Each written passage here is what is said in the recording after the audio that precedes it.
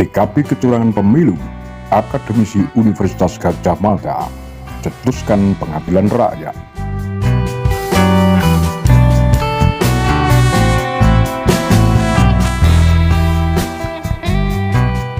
Para akademisi dan aktivis hukum dan demokrasi berkumpul di Balairung Gedung Pusat Universitas Gadjah Mada.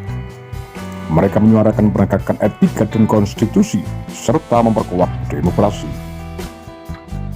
Salah satu peserta aksi, pakar hukum administrasi UGM, Zainal Arifin Mokhtar, menegaskan pentingnya menggelar pengadilan rakyat menyikapi situasi hukum dan konstitusi yang berkembang saat ini.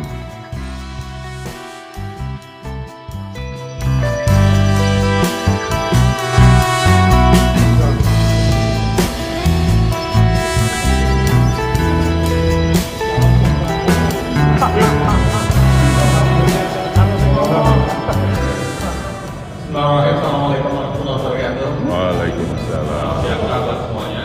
Teman-teman sekalian, saya pakai ini bukan berarti ada yang mengontrol apa yang saya sampaikan ya. Jadi tolong Bapak Suryo tawanya keras.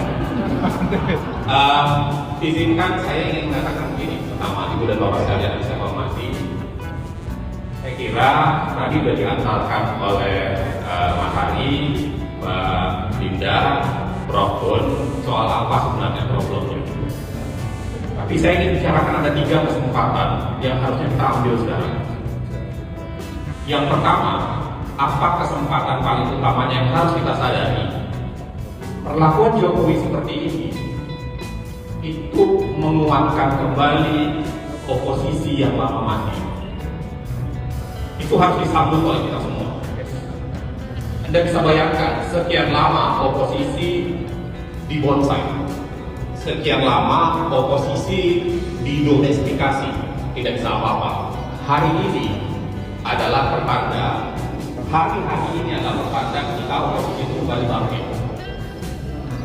Baru pertama kali lagi setelah 9 tahun 4 bulan, ada rombongan ratusan universitas menyampaikan hal yang sama, tentu selain UGM. Dan itu harus disyukuri, dan itu harus kita pergunakan dengan baik. Oposisi bangkit, itu adalah tanda demokrasi, insya Allah akan menuju lebih sehat. Yang kedua, saya mau bilang, arus kekuatan demokrasi yang tidak demokratis, arus kekuatan tidak demokratis ini adalah pertanda bahwa kita semua harus membangun ulang arus demokrasi. Kita harus mengembalikan arusnya ke dasar utamanya. Itu panggilan kita semua. Itu yang kedua menurut saya. Panggilan kita semua bahwa demokrasi bukan tidak pernah kalah, tapi demokrasi itu adalah membutuhkan perjuangan. Bukan tidak pernah kalah. Keyakinan kita bukan tidak pernah kalah, tapi keyakinan kita membuat kita harus bergerak untuk menguatkan kembali perjuangan yang kita inginkan ini. Saya ingin mengajak begini. Hari ini DPR sudah memulai angket, DPD sudah memulai pansus. Apa yang akan dimulai oleh kita akademisi terkhusus maka harus kita pikirkan langkah yang lebih konkret. Saya kira salah satu tawaran, dan saya minta bisakah nanti ini dilakukan di UGM, adalah kita akan membuat yang namanya pengadilan rakyat. Pengadilan rakyat ini menjadi penting, bahwa ketika negara, lembaga negara tidak serius mengadili, tidak serius menjatuhkan sanksi, tidak serius melakukan penghukuman, rakyat harus mengambil itu dan melakukan pengadilan rakyat. Kita punya banyak contoh di negara lain. Ada puluhan negara yang sudah pernah melakukan pengadilan rakyat. Mari, mungkinkah pengadilan rakyat kita lakukan? Mungkinkah UGM akan memfasilitasi pengadilan rakyat itu? Saya kira ini akan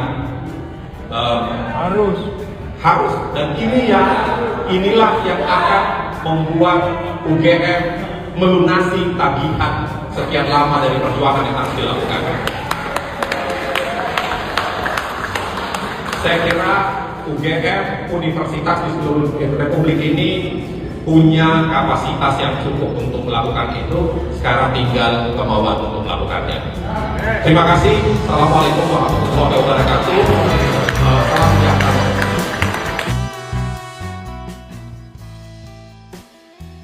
Saya mendesak dilakukan audit forensik IT, dan itu harus.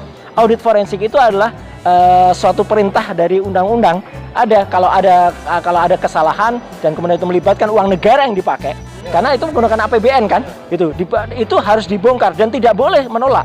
Karena kalau dia menolak, dia kemudian melanggar Undang-Undang Keterbukaan Informasi Publik 14 tahun 2008. Dan kemudian ternyata tanpa audit pun saya juga sudah membongkarnya. Itu IP yang digunakan, internet protokolnya itu digunakan pada satu hosting, ya, kemudian menggunakan cloud Alibaba, Aluying Komputer yang ada di Singapura. Ini pelanggaran lagi Undang-Undang Nomor 27 tahun 2022. Jadi konkretnya sebetulnya ini Jokowi harus dilengsarkan. Itu yang utamanya penyakit, bukan akibat-akibat penyakit itu. Sumbernya masih ada terus. Nah, mengenai kesalahan dasar hukum untuk Jokowi dapat dilengsarkan itu banyak. Nggak mungkin cukup sekarang ini. Ya, silakan yang lain. Satu aja contoh. Satunya kebohongan, janji politik yang bohong, itu nggak boleh berulang-ulang. Sudah dengar tadi dari berbagai pendapat. Saya mengacu kepada Undang-Undang Dasar 45, mulai dari pasal 1, ayat 1, 2, dan 3. Pasal 1, ayat 1 itu menyatakan Indonesia ini republik. Ya. Arti republik, kembali, publik itu rakyat. Ya, itu. Kedua, pasal 1 ayat 2, kedaulatan rakyat. Nah, jadi harus berwujud dalam bentuk kedaulatan rakyat, antara lain tadi people power. Yang ketiga, negara kita ini berdasar hukum. Maka jangan dikira people power itu di luar hukum. Itu extraordinary. Sama waktu menurunkan Soeharto. Tahun 98, Soeharto ditekan oleh people power dan menyatakan mundur. Bagusnya Soeharto orang yang tahu diri, dia mengundurkan diri. Tapi problemnya saya duga Jokowi tidak tahu diri. Nah, makanya dia harus dimundurkan.